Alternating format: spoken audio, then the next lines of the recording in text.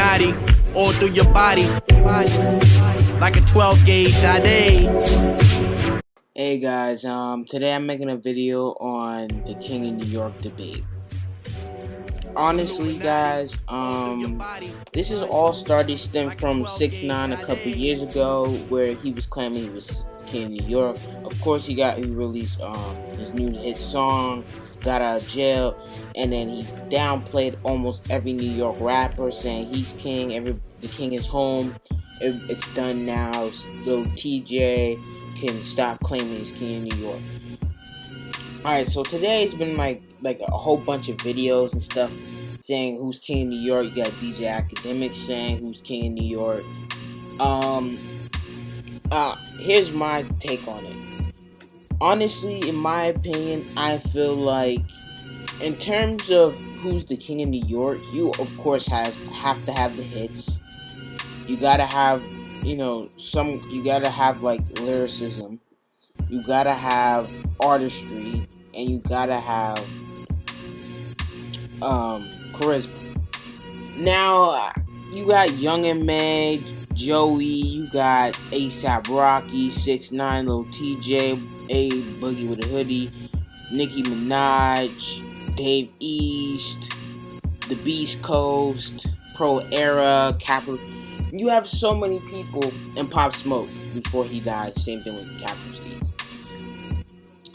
Now, there's two conversations. Are you talking about King of New York right now, of all time? Like, if we're talking about all time, as in live or dead, the King of New York is obviously Big, Nas, 50, and Jay-Z, right? And Fabulous, and Jadakiss. But if we're talking about right now, who is the King of New York? In my opinion, it's between A$AP Rocky, 6ix9ine, Joey, and honestly, keep it a buck, I think it might be. That's it. That's it. A$AP Rocky, 6ix9ine, Joey, and A Boogie with a Hoodie. Let's just go through the list. We're not counting what's his name? We're not counting Six. We're not counting what's his name? I forgot his name. Fetty Wap. He fell off. Cardi B has not made a hit in a year and a half, and she's like one of the most hated people in the industry right now. So she is not in the conversations with that. She might have the hits and some lyricism, but she got exposed for having a ghostwriter anyway. Nicki Minaj kind of fell off.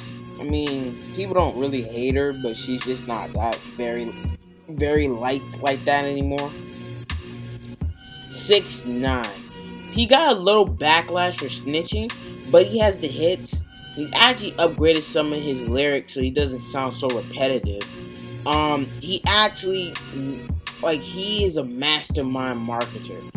He used snitching to his ability. He trolled people. That's how 50 Cent was back in the day. He trolled people. He was a bully in hip hop, and he used that for his best marketing. And that's how you could tell 50 Cent was a great businessman in the making. 6ix9ine, in my opinion, is a great businessman in the making. Joey has a few radio hits. He has Devastated, of course, some Christ Conscious and stuff like that. He has some hits. He doesn't really have hits like that, but he has some hits. He has lyricism, in my opinion, probably one of the best New York lyricists right now. And he has a classic mixtape, in my opinion. It's probably one of the best New York projects in the last decade, in my opinion. Most people's opinion. 1999 is a classic mixtape. You got A$AP Rocky dropped 2 classic mixtapes. Good lyricism, not great but good. Great artistry. And you got A Boogie with a Hoodie. So between we knocked out all these other guys. Young M.A it's not consistent. Dave East, it's whatever.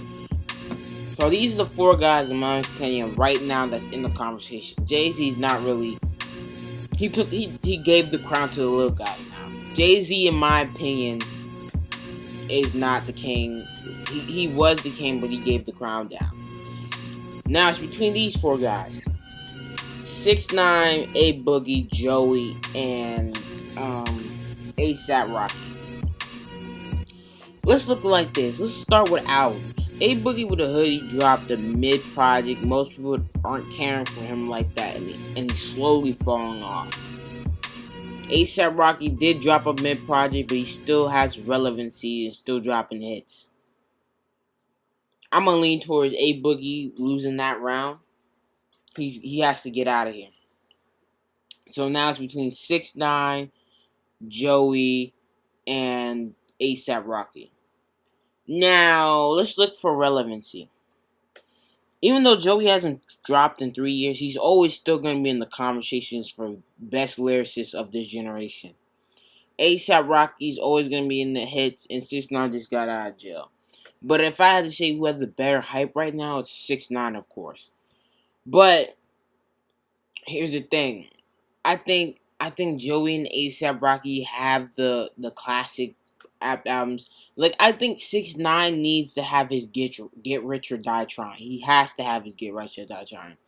Just like I think if Pop Smoke was still alive, it would be a hard decision between Pop Smoke, Joey, ASAP Rocky, and 6ix9ine instead of just A Boogie. Because I would have picked Pop Smoke over A Boogie. A Boogie isn't really doing so well right now, but Pop Smoke is dropping the album. But honestly, I'm gonna keep it a buck, fam. I'm gonna keep it 100 stack, fam. I'm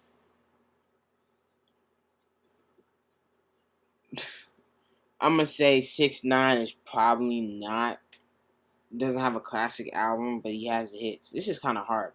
I'm gonna drop ASAP Rocky. He did drop a mid project, and he's not really relevant that much right now.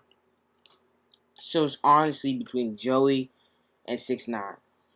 Honestly, 6ix9ine has the hits. Joey has the classic albums. If I had to ask New York people who are they leaning towards, I think they would choose Joey because of the lyricism. He speaks some truth. He speaks some facts. And, of course, he's not a snitch. Even though 6ix9ine using the marketing, I think New York people won't support him like as much as Joey. So, if in my opinion, I think Joey is the king of New York as of right now.